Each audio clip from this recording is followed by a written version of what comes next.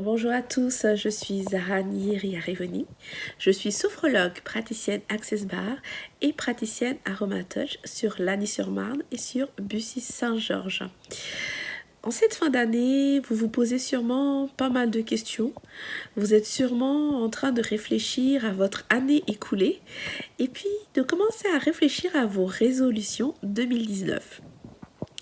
À travers cette vidéo, je voulais partager quelques conseils avec vous, des conseils à appliquer au quotidien pour que vous puissiez tirer parti au maximum de l'année qui vient de s'écouler et puis tout simplement de rentrer dans une année 2019 dans la positive attitude et dans la zen attitude. Alors par rapport à l'année qui vient de s'écouler, en général en fin d'année, on fait un bilan. Lors de ce bilan, cela éveille en nous des sensations, des émotions ou des ressentis négatifs par rapport à des événements qu'on a vécus. Et ces souvenirs, ces événements qu'on a vécus portent avec eux souvent des sentiments, des sensations qu'on a bien enfouis au fond de nous et qui remontent à la surface lors de ce bilan. Ce que je vous propose, c'est quand vous faites votre bilan, votre rétrospection, déjà de se concentrer sur les événements qui vous ont apporté du positif. Et ces événements qui vous ont apporté du positif, qui ont été positifs en général, vraiment se concentrer sur ces événements.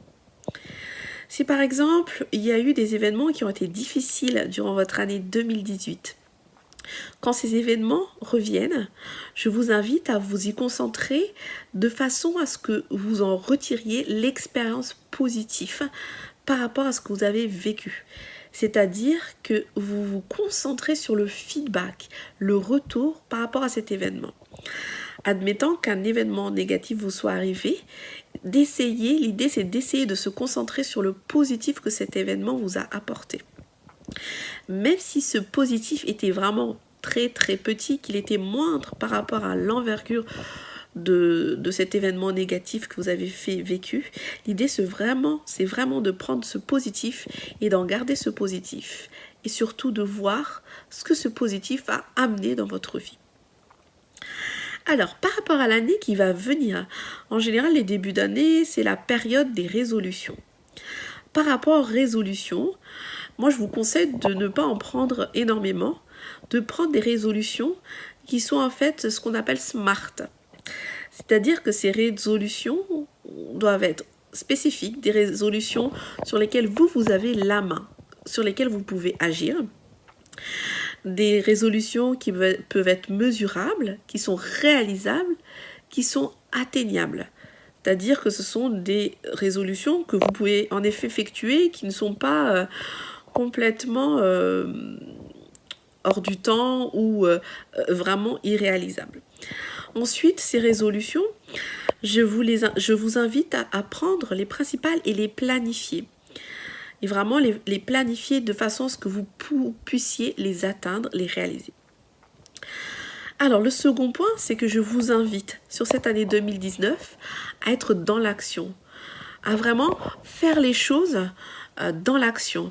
J'ai lu ce matin une citation qui dit « Le plus difficile, c'est de se décider à agir, le reste n'est que de la ténacité ». Donc, je vous invite vraiment à être dans l'action et surtout d'agir. Une fois que vous êtes dans l'action, les choses vont aller toutes seules et vous allez être dans cette énergie de l'action. Ensuite, le prochain conseil que je peux vous donner pour cette année 2019, c'est de vivre chaque moment intensément. Vivre le moment présent de façon intense. Même si ce moment présent ne dure que... même si ce moment positif ne dure que quelques minutes, c'est de vivre chaque instant présent à fond et de profiter vraiment de chaque moment. De ne pas être dans la réflexion du passé, de ne pas être dans la réflexion du futur, parce que finalement, le passé n'existe plus, le futur n'existe pas encore. Donc, je vous conseille vraiment de profiter de l'instant présent. Et en parlant de profiter de l'instant présent, pour 2019, je vous invite à prendre du temps pour vous. Du temps pour vous, c'est se créer votre bulle de bien-être. C'est se mettre en mode déconnexion. C'est se mettre en mode pause. de prendre le temps pour vous ressourcer et puis d'affronter les choses qui peuvent être difficiles dans votre quotidien. Et le fait aussi de se ressourcer permet d'avoir de la force pour améliorer les choses et puis d'être en action.